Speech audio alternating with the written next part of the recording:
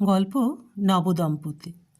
বৌভাতের দিন সকালে শ্বশুরবাড়িতে সবার মাঝে বসে আছে নববধূ নয়নিকা। ভাইপো রিজু এসেছে ওর সাথে।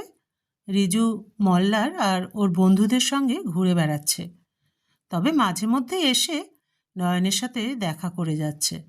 নতুন জায়গা, নতুন বাড়িতে তার পিসিমণি ভালো আছে কি না খেয়াল রাখছে।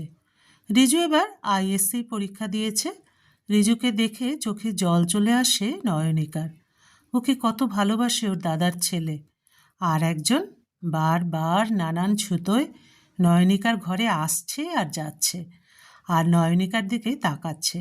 শেষে দিদিমার কাছে হাতে নাতে ধরা পড়ে একেবারে নাজেহাল অবস্থা।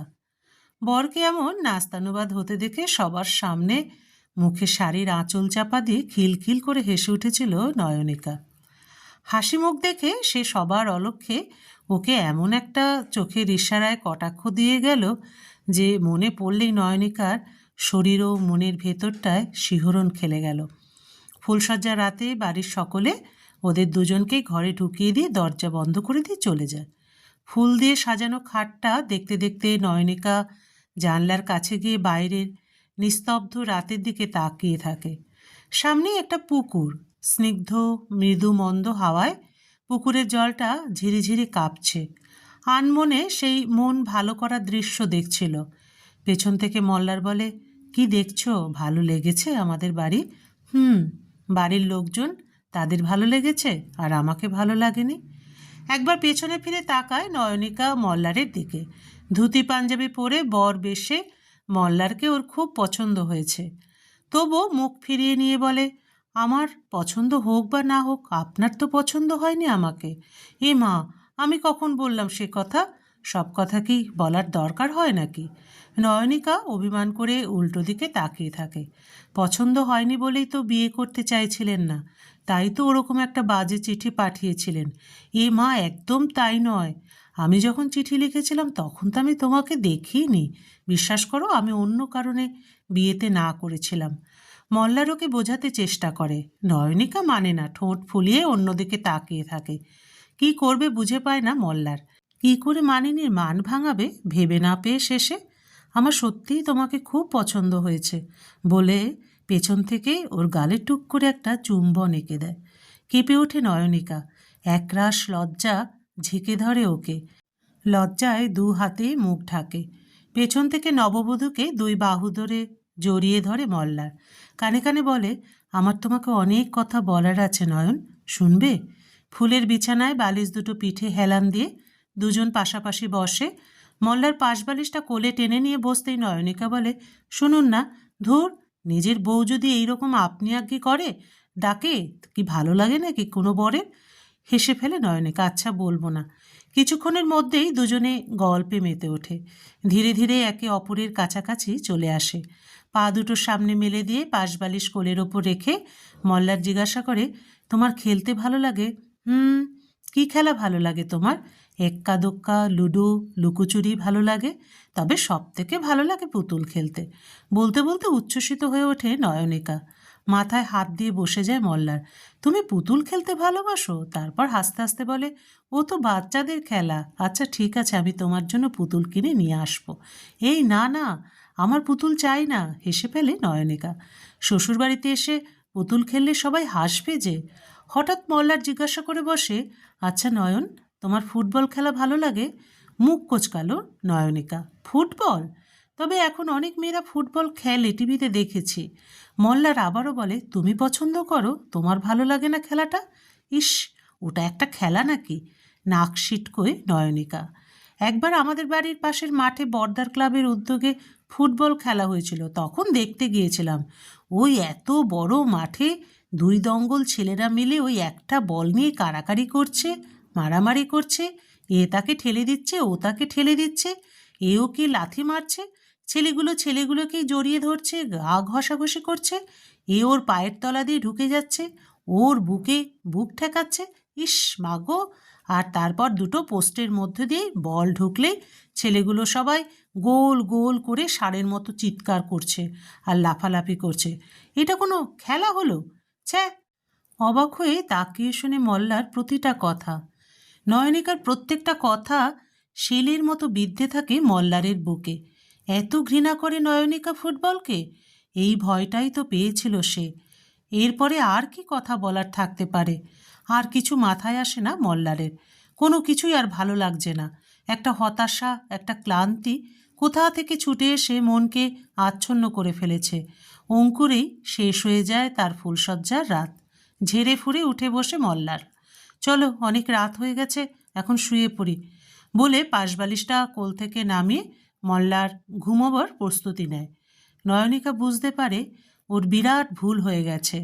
মল্লার ফুটবলকে এত ভালোবাসে, আর সেই ফুটবল সম্বন্ধে নয়নিকা এতগুলো খারাপ খারাপ কথা বলে ফেলেছে। ওর তো মন খারাপ হবেই। এখন কি করে সব ঠিক করা যায় ভেবে পায় না নয়নিকা। এদিকে মল্লার শোবার ব্যবস্থা করে ফেলেছে। মল্লার ঘুমোতে যাবে, নয়নিকা ওর হাতটা টেনে ধরে। রাগ করেছ? ম্লান হাসি হাসে মল্লার। না, রাগ করব কেন? একটু কাছে সরে এসে মল্লারের হাত দুটো নিজের হাতের মধ্যে নিয়ে আলতো গলায় নয়নিকা বলে, তোমার ফুটবল খেলা ভালো লাগে আর আমার পুতুল ভালো লাগে। তুমি তো বললে আমাকে পুতুল কিনে দেবে। আমিও তোমার ফুটবল খেলার গল্প শুনবো। মন খারাপ করো না, আর কখনো ফুটবলকে খারাপ বলবো না। নয়নিকার চোখে আকুল মিনতি। এক লহমায় মল্লারের মন থেকে মন্দ লাগা নিমেষেই চলে গেল। এক মুহূর্ত তাকিয়ে থাকে, পর মুহূর্তেই দু হাত দিয়ে নয়নিকাকে বুকে টেনে নেয় মল্লার। তারপর ওকে ফুলের বিছানায় ফেলে চুম্বনে চুম্বনে আচ্ছন্ন করে ফেলে। ফর্সা নরম দুই বাহু দিয়ে মল্লারের গলা জড়িয়ে ধরে নয়নিকা।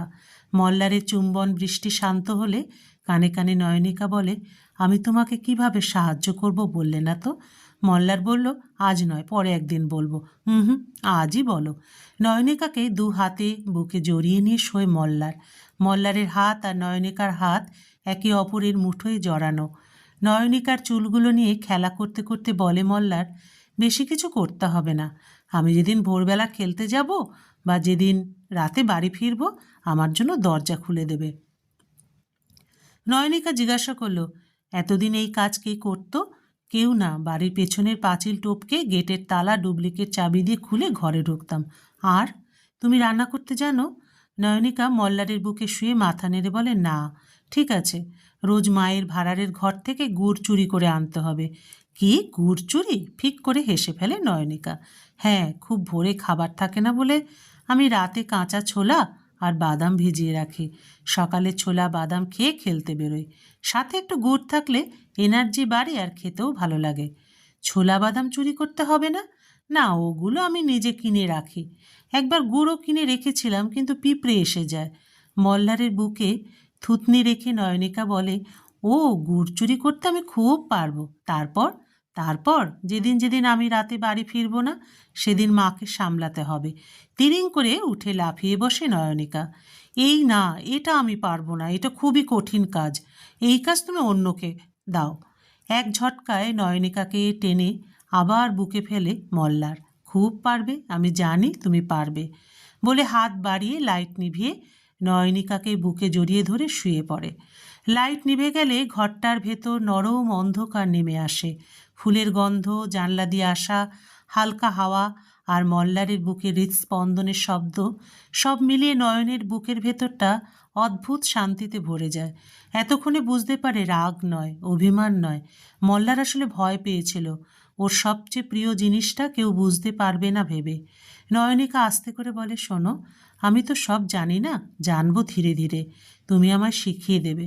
অন্ধকারে মল্লার মৃদু হেসে মাথা নাড়ে। শেখাবো না কেন? আজ যদি না বুঝো কাল বুঝবে। আমাদের তো জীবনের সময় আছে। এই কথাটুকুতেই নয়নিকার চোখ ভিজে ওঠে। এতক্ষণ যে অজানা ভয়টা বুকের মধ্যে জমেছিল, এই বাড়িতে এই মানুষটার পাশে ও আদৌ নিজের জায়গা পাবে তো, সেই ভয় যেন এক লহমায় চলে গেল। ও মল্লারের হাতটা আরও শক্ত করে ধরে। তুমি খেলতে গেলে আমি দরজা খুলে দেব, দেরি করে ফিরলেও আর মন খারাপ হলেও। মল্লার একটু চমকে ওঠে, তারপর নরম গলায় বলে, তুমি আমার পাশে থাকবে, এইটাই তো আমার সবচেয়ে বড় জয়।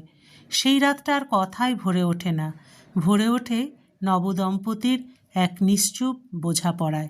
গল্পের সমাপ্তি এখানেই। আবার দেখা হবে পরবর্তী আরেকটি গল্পের সাথে।